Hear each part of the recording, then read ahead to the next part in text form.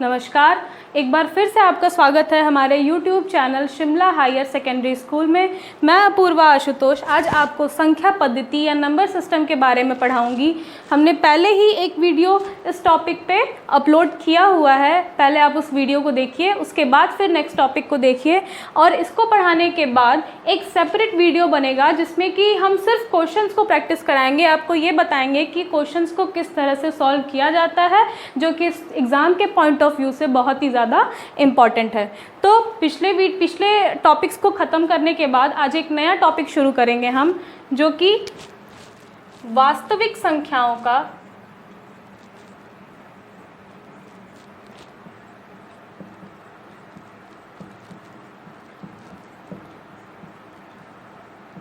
दशमलव प्रसार।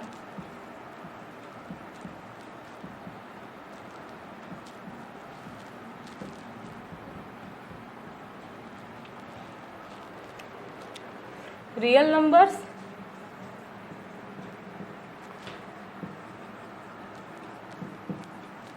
and their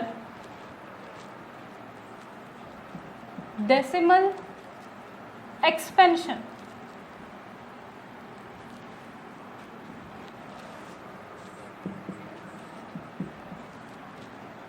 अब वास्तविक संख्याओं का दशमलव प्रसार, इसका क्या उपयोग है? तो इस वास्तविक संख्याओं के दशमलव प्रसार पर हम पढ़ेंगे और देखेंगे कि क्या परिमेय और अपरिमेय संख्याओं के भेद करने के लिए या इनके बीच हम अंतर जानने के लिए प्रसारों का प्रयोग कर सकते हैं या नहीं। मतलब सिर्फ दशमलव प्रसार देखकर हम ये बता सकते हैं कि नहीं कि जो संख्या है वो परिमेय है या अपरिमेय है। ऐसा हो सकता है कि कभी भी आपको नंबर्स 2/3 के फॉर्म में न दिए हुए हों या फिर नंबर्स आपको √2 के फॉर्म में न दिए हो। अगर वो डेसिमल फॉर्म में दिए हैं तो क्या आप ये बता सकते हैं कि संख्याएं क्या है, परिमेय है या अपरिमेय है, मतलब रेशनल है या इरेशनल है। तो हम एग्जाम्पल से जानने की कोशिश करते हैं। 3 एग्जाम्पल लेंगे।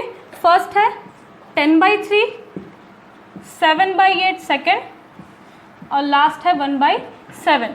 इन तीनों ही परिमेय संख्याओं, सबसे पहले हम परिमेय संख्याओं का दशमलव प्रसार देखेंगे। तो इन तीनों परिमेय संख्याओं का दशमलव प्रसार करके देखते हैं कि ये किस तरह से इनका डेसिमल एक्सपेंशन होता है। 10/3 को 3 टाइम्स में जाएगा 9, रिमाइंडर 1। अब 1 है, डेसिमल लगाएंगे तो एक और 0 यहाँ आएगा। 3 टाइम्स में 9, again remainder 1, then we add 0, 3 times 9। ठीक है, तो आप देख रहे हैं कि रिमाइंडर जो है वो 1 1 1 आता ही जा रहा है। मतलब रिमाइंडर क्या है, वो रिपीट होता जा रहा है और हमारा क्वोशंट भी क्या है, रिपीट होता जा रहा है।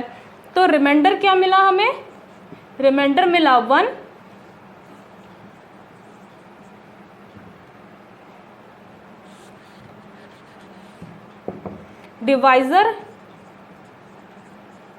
डिवाइजर या भाजक,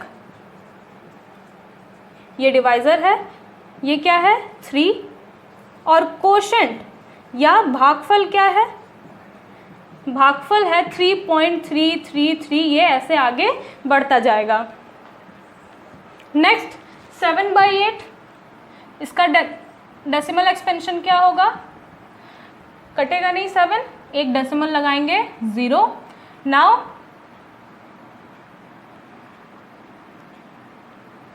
8 8s are 64, the remainder is 6, then we add 0, 8 7s are 56, the remainder is 4, we add 0 and then it comes 8 5s are 40।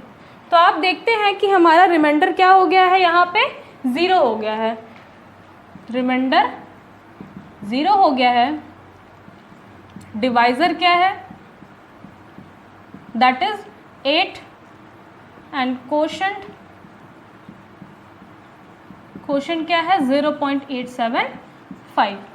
ठीक, तो हम यहीं पे लिख देते हैं इसका कोशेंट 3.333, 0.875। और अब हम लास्ट एग्जाम्पल को देखते हैं जो कि है 1/7। डेसिमल लगाएंगे 0, 7 1s are 7, reminder 3 0, 7 4s are 28, remainder 2 0, 7 2s are 14, remainder 6 0, 8 times में 56, अगेन 4 0, 5s are 35 और यहाँ पे क्या आएगा रिमाइंडर 7। नेक्स्ट हम इधर करते हैं, रिमाइंडर क्या मिला था हमें 5,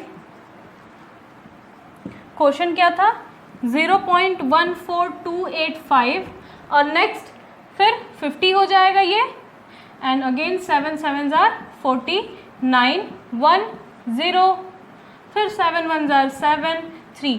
अब आप देखते हैं कि इस स्टेप में 1 0 0.14287 के बाद वापस से रिमाइंडर क्या हो रहा है, रिपीट हो रहा है, मतलब रिमाइंडर 1 आया फिर रिमाइंडर 3 आया।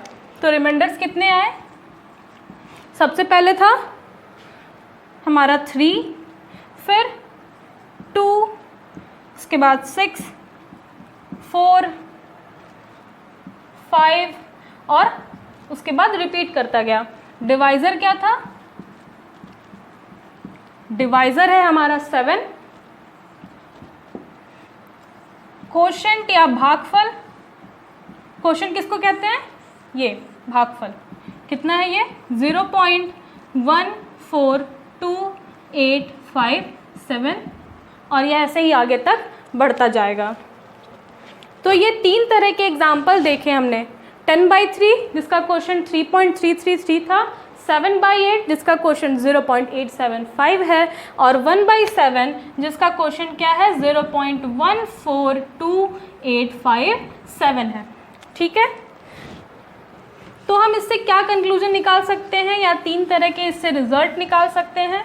क्या क्या हमें देखने को मिला, फर्स्ट क्या था कि रिमाइंडर क्या हो रहा है, या तो 0 हो जा रहा है या फिर क्या कर रहा है, रिपीट कर रहा है। जैसे इस केस में हमारा रिमाइंडर क्या हो गया था, 0 हो गया था।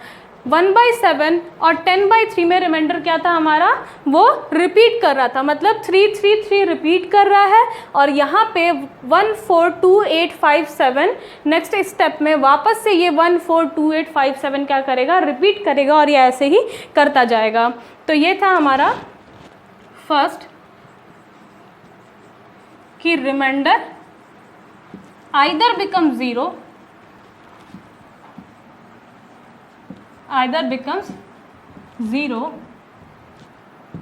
or repeating itself। रिमाइंडर या तो 0 हो जा रहा है या तो खुद को क्या कर रहा है, रिपीट कर रहा है। तो बी पॉइंट या दूसरा पॉइंट हमें क्या मिला कि रिमाइंडर या शेषफल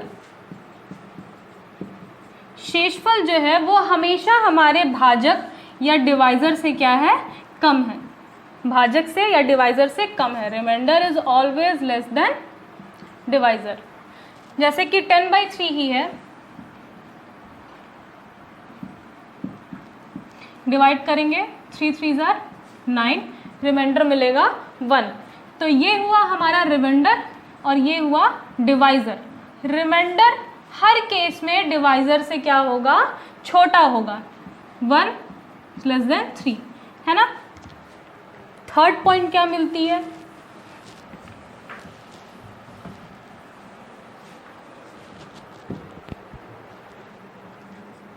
थर्ड पॉइंट हमें मिलता है कि अगर हमारा रिमाइंडर क्या है, ये रिमाइंडर अगर रिपीट हो रहा है, रिपीट होने का मतलब कि 1 आया, उसके बाद डेसिमल 0, फिर 3 9 1, यहाँ 0 ऐड करेंगे 3 9।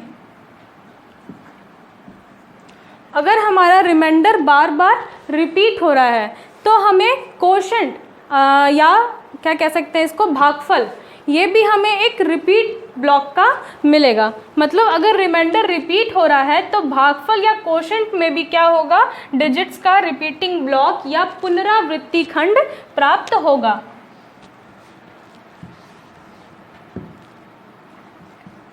रिपीटिंग ब्लॉक, या हम इसे क्या कह सकते हैं, पुनरावृत्ति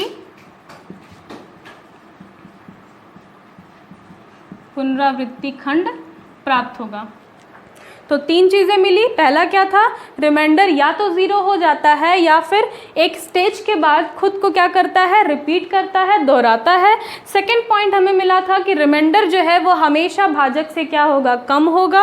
और थर्ड पॉइंट मिला है कि अगर रिमाइंडर क्या हो रहा है, रिपीट हो रहा है या शेषफल रिपीट हो रहा है, तो भागफल जो है उसका भी हमें क्या मिलेगा, एक रिपीटिंग ब्लॉक या एक पुनरावृत्ति खंड मिलेगा। जैसे कि इस वाले एग्जाम्पल में हमें ये रिपीटिंग ब्लॉक क्या मिला है, 142857 एक रिपीटिंग ब्लॉक है। मतलब एक इस तरह का ये ब्लॉक है, इस तरह का नंबर है जो कि वापस से क्या करेगा, रिपीट करेगा। अगर आपको ये सारी चीज़ें नोट करनी है तो वीडियो पॉज करके आप नोट कर सकते हैं।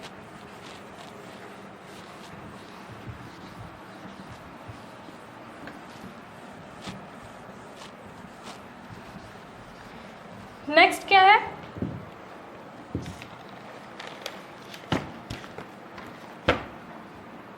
अब हमें 2 तरह के केस मिले। 2 तरह के केस मिले किसको लेकर, रिमाइंडर को लेकर। क्या केस फर्स्ट क्या था, केस फर्स्ट क्या है कि या तो रिमाइंडर या शेषफल क्या हो, जब शून्य हो, जब शेषफल शून्य हो।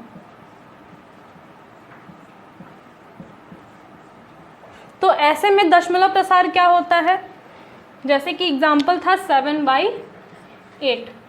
इसका क्वेश्चन क्या आया था, 0.875, और इसके बाद इसी स्टेप के बाद हमारा शेषफल क्या था, 0 आ गया था। एक और एग्जाम्पल देख लेते हैं 1/2। इसका भी डेसिमल एक्सपेंशन करके देखिएगा कि इसका क्वेश्चन 0.5 आएगा और उसके बाद इसका रिमाइंडर क्या होगा, 0 आने लगेगा। तो इन सभी स्थितियों में कुछ निश्चित चरणों के बाद, ठीक है, कुछ सर्टेन स्टेज के बाद क्या होता है, दशमलव प्रसार जो होता है वो अंत हो जाता है उसका, वो 0 हो जाता है हमारा रिमाइंडर। और इस तरह से दशमलव प्रसार को हम क्या कहते हैं, शांत दशमलव प्रसार। ऐसे दशमलव प्रसार जिसमें कि रिमाइंडर क्या हो, शेषफल क्या हो, 0 हो, उसे हम शांत दशमलव प्रसार कहते हैं, या टर्मिनेटिंग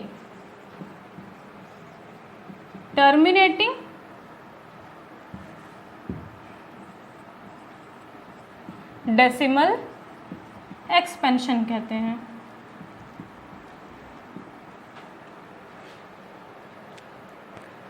ठीक है, केस 2 हमने देख लिया कि जब शेषफल 0 होता है। अब देखेंगे कि जब शेषफल 0 ना हो, जब शेषफल 0 ना हो। जैसे कि एक एग्जाम्पल था 10/3, क्या रहा था क्वेश्चन, 3.333 अप टू इन्फाइनाइट।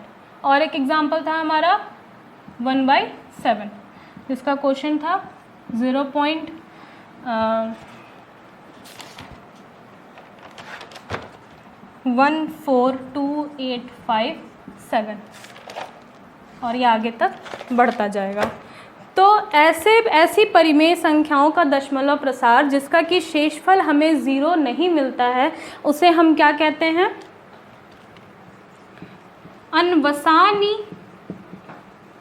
अनवसानी आवर्ती, या कह सकते हैं अशांत,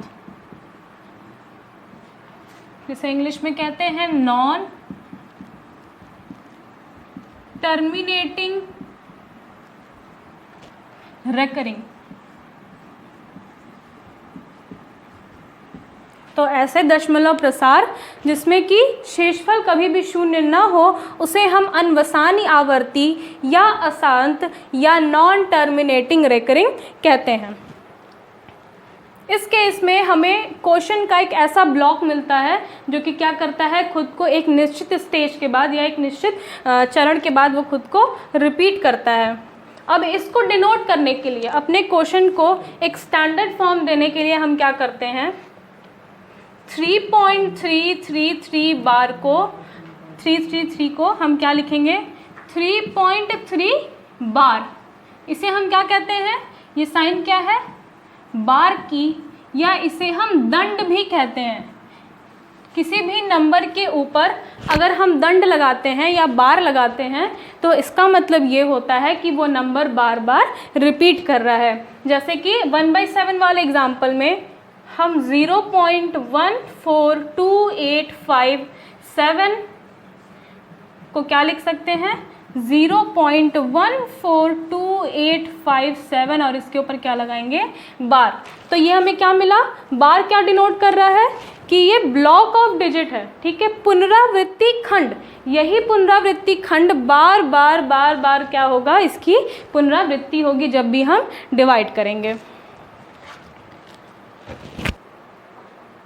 तो संख्या पद्धति पर आज का हमारा ये टॉपिक यहीं पे समाप्त होता है, और इसमें आगे भी जितने टॉपिक्स हैं, जो भी कंटेंट हैं, वो हम अपने नेक्स्ट वीडियो में बताएंगे। तब तक के लिए आप क्या करिए, ये वीडियो देखिए और बुक भी पढ़ते रहिए। और आज हमने क्या क्या पढ़ा, आज हमने पढ़ा कि संख्या पद्धति में वास्तविक संख्याओं का दशमलव प्रसार क्या होता है, शांत टर्मिनेटिंग और अशांत या नॉन टर्मिनेटिंग रेकरिंग के बारे में पढ़ा।